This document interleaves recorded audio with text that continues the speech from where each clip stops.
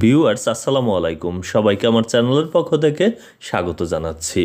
জাতীয় বিশ্ববিদ্যালয়ের অধীনে যারা ডিগ্রি প্রথম বর্ষের পরীক্ষার্থী তাদের জন্য এই ভিডিওটি খুবই গুরুত্বপূর্ণ।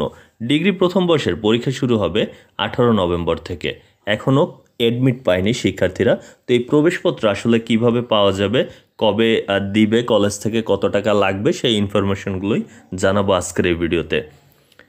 এই সংক্রান্ত যে নোটিশটি জাতীয় বিশ্ববিদ্যালয়ের ওয়েবসাইটে প্রকাশিত হয়েছে, সেই নোটিশের বিস্তারিত অংশে যেটি বলা রয়েছে যে উক্ত পরীক্ষার প্রবেশপত্র পরীক্ষা নিয়ন্ত্রকের ডিজিটাল স্বাক্ষর সহ 11/11/2025 তারিখ বিকাল 3টায় প্রকাশ করা হয়েছে। অর্থাৎ যে বিষয়টি গতকাল 11 নভেম্বর বিকাল 3টায় কিন্তু জাতীয় বিশ্ববিদ্যালয়ের ওয়েবসাইটে এটি প্রকাশ করা হয়েছে। তো কলেজ কর্তৃপক্ষ যে কাজটি করবে, তারা কলেজ লগ ইনের মাধ্যমে এই অ্যাডমিট কার্ডটি প্রিন্ট করবে। প্রিন্ট করার পর সেই অ্যাডমিট কার্ডে কিন্তু কলেজের যিনি প্রিন্সিপাল তার একটি স্বাক্ষর দিতে হবে প্রতিটি অ্যাডমিট কার্ডে। সেই প্রিন্সিপালের স্বাক্ষর সহকারে যখন কমপ্লিট হবে তারপর এটি শিক্ষার্থীদের মাঝে বিতরণ করা হবে।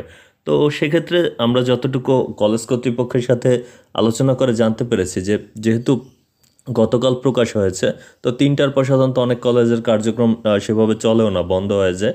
সেক্ষেত্রে আজ 12 নভেম্বর অবশ্যই এই কার্যক্রমগুলো কমপ্লিট করে বেশিরভাগ কলেজই মূলত 13 নভেম্বর মানে আগামীকাল থেকে অ্যাডমিট কার্ড বিতরণ করবে শিক্ষার্থীদের মাঝে।